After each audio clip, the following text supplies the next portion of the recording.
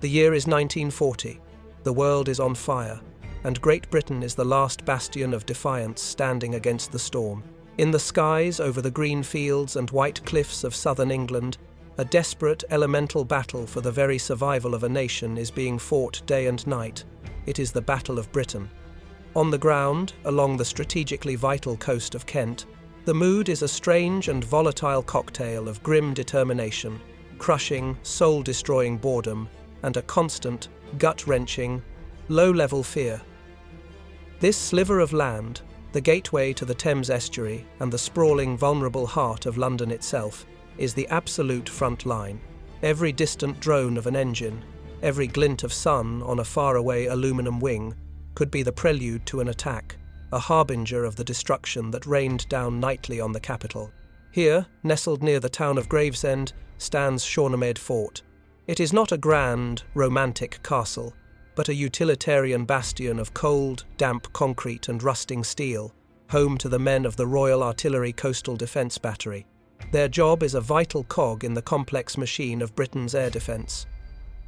After the radar stations spotted the incoming raid and the observer corps confirmed the targets, these men and their guns were the final, brutal argument against the relentless waves of Luftwaffe bombers that crossed the Channel with the rising sun.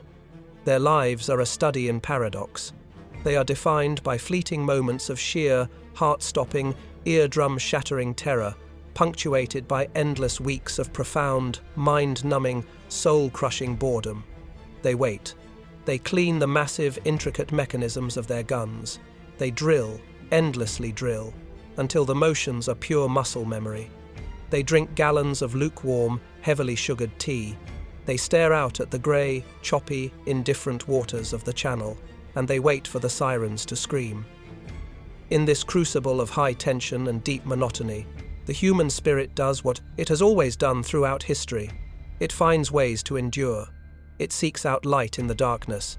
To keep the creeping dread and the suffocating boredom at bay, the men of Shornemead Fort needed a release, a moment of pure, unadulterated absurdity to counter the grim reality of their existence. And in the long, proud, and often bizarre tradition of the British military, that release frequently came in the form of the concert party, a makeshift, amateur theatrical performance put on by the soldiers.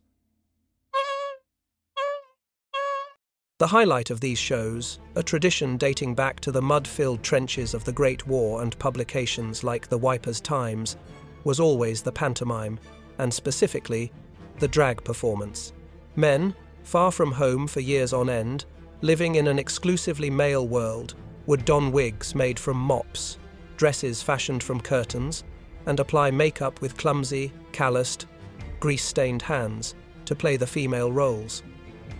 This was not a subversive act. It was a beloved, morale-boosting institution, met with roaring, thunderous delight by their comrades.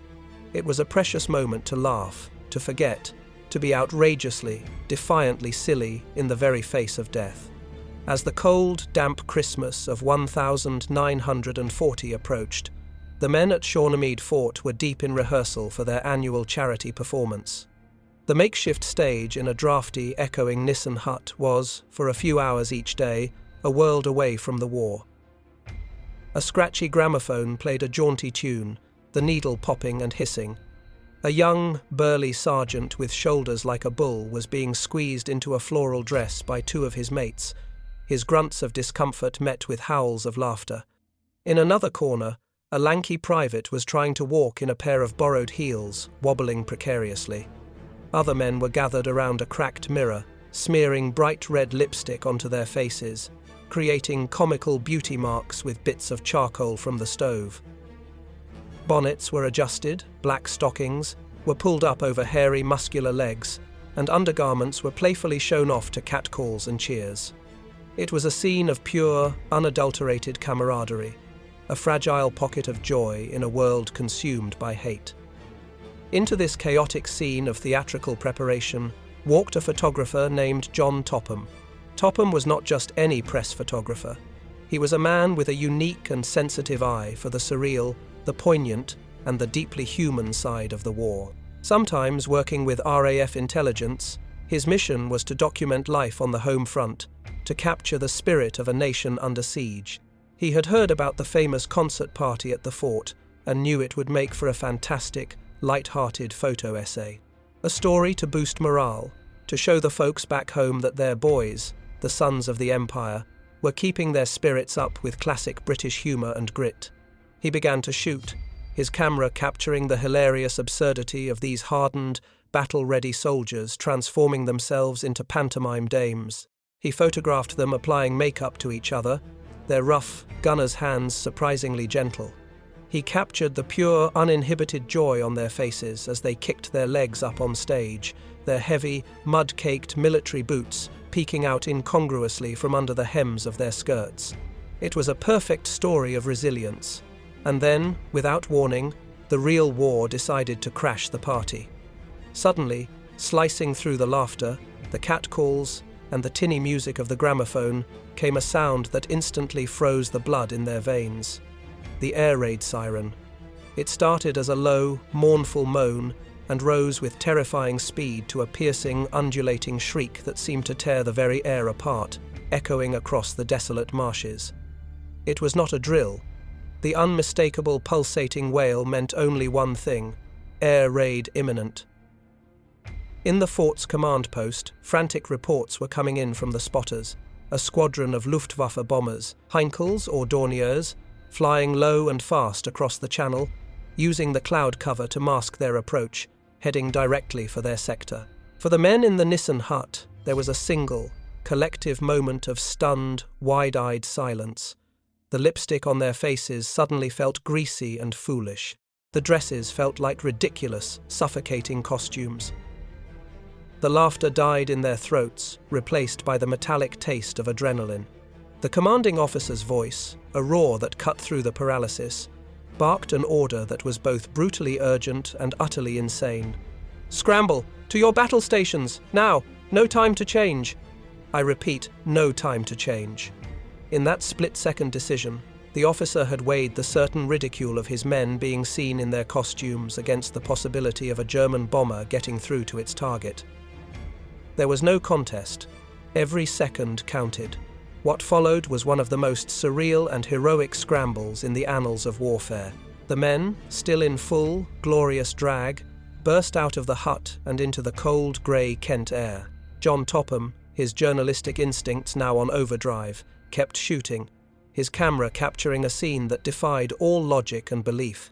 He photographed men in floral dresses and feathered bonnets, their faces still caked in rouge and powder, running desperately up a muddy, grassy embankment towards the massive, menacing anti-aircraft guns.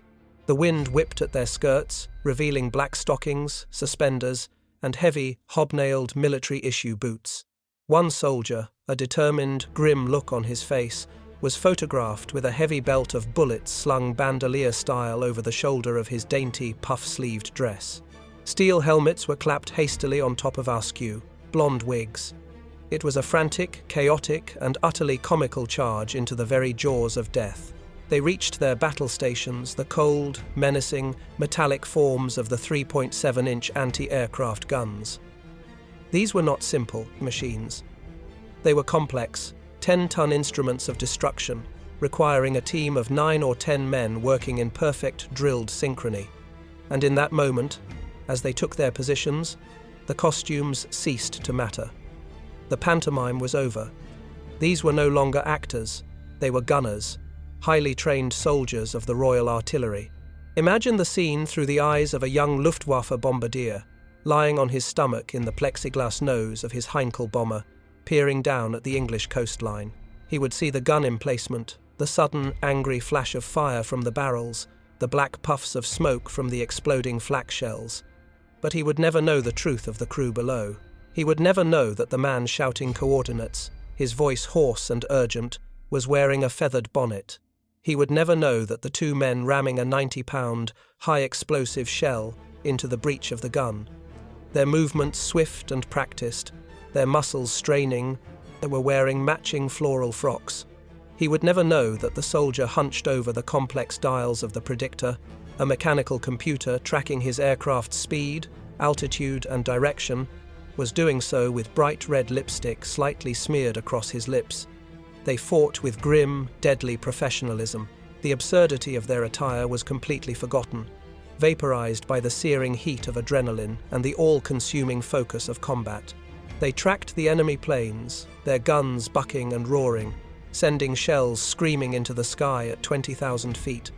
They were defending their homes, their families, and the city of London from the nightly terror of the Blitz. They were doing their duty. They just happened to be doing it in women's clothing. The raid was over as quickly as it began. The German bombers, having either dropped their payload or been driven off by the ferocious curtain of flak and the arrival of RAF fighters, turned back towards the channel. The all-clear siren sounded its long, steady, reassuring note. The guns fell silent, and in the sudden, ringing quiet, as the acrid smell of cordite filled the air, the men of the Shornemead Fort battery slowly looked at each other. The adrenaline began to fade, and the sheer, mind-boggling, hilarious ridiculousness of what had just transpired began to sink in. A slow, incredulous grin spread across one man's face, then another, and soon the concrete gun pit was filled with the sound of deep, cathartic, uncontrollable laughter. It was the laughter of relief, of disbelief, of men who had faced the enemy and survived, all while dressed as their own grandmothers. John Topham knew he had captured something extraordinary. This was more than a funny story. It was a profound testament to the human spirit, a perfect metaphor for the British character in wartime. He developed his film, his hands shaking slightly with excitement, and prepared to send the images to the newspapers. He believed they would be an instant sensation, a story that would lift the spirits of a war-weary nation and become an iconic piece of wartime folklore. He could not have been more wrong. When the photographs reached the formidable Ministry of Information in London, the reaction was not amusement. It was sheer, unadulterated, bureaucratic panic. Officials in pinstripe suits, their faces grim, saw not a story of quirky heroism, but a potential propaganda disaster of the highest order. Their minds immediately and collectively went to one man, Dr. Joseph Goebbels, Hitler's brilliant and ruthless master of propaganda. They could already see it. They could visualize the Nazi newsreels, the sneering voice of the narrator showing these images to the world. "See the mighty British Army," the narrator would mock. "Their soldiers are so effeminate, so decadent, they fight in dresses. How can such an army of weaklings possibly win the war?" In the desperate information war of 1940, perception was everything. The British government was carefully and expensively cultivating an image of its soldiers as stoic, manly, indomitable heroes, the Tommy. These photographs threatened to shatter that carefully constructed image.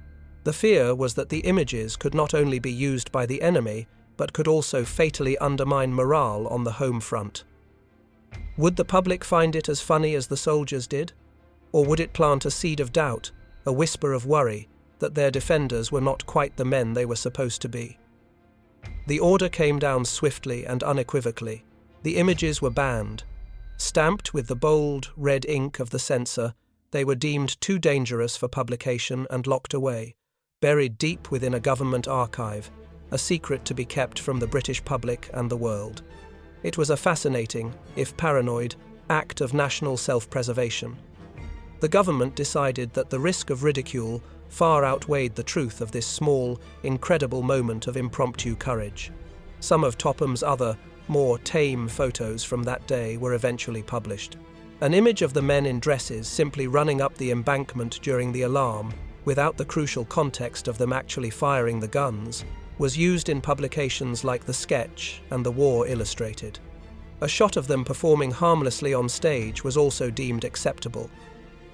But the core of the story, the actual unbelievable act of combat in drag, was suppressed. The image of a British soldier with a bullet belt over his skirt, a steel helmet on his head, and a determined look on his face was deemed too explosive, too complicated, too dangerous to be seen. And so, the incredible true story of the drag queen gunners of Shornemead Fort vanished. It became a half-forgotten legend, a wild, unbelievable tale told in hushed tones in pubs by the handful of men who were there. a story their children and grandchildren likely never fully believed. The photographs, the only tangible proof of this incredible event, lay dormant for decades in a dusty file, a classified secret. Only long after the war, when the fears of Nazi propaganda had faded into the annals of history, were the images finally declassified and released to the public. And when they emerged from their tomb of secrecy, they were seen in a new, more enlightened light. They were no longer a potential embarrassment, but a profound and hilarious symbol of a generation's unique character. They revealed a truth far more powerful than any carefully crafted government propaganda. They showed that courage isn't about the uniform you wear. It's not about appearing manly or conforming to a stoic, idealized image of a soldier. Courage is about doing your duty, instantly and without question, no matter the circumstances, no matter how absurd. It's about being able to laugh in the face of oblivion and then, when the siren sounds, to run towards the sound of the guns, even if you're doing it in a wig, a floral dress, and a pair of black stockings. The story the government tried so desperately to hide turned out to be one of the most authentically, brilliantly British stories of the entire war.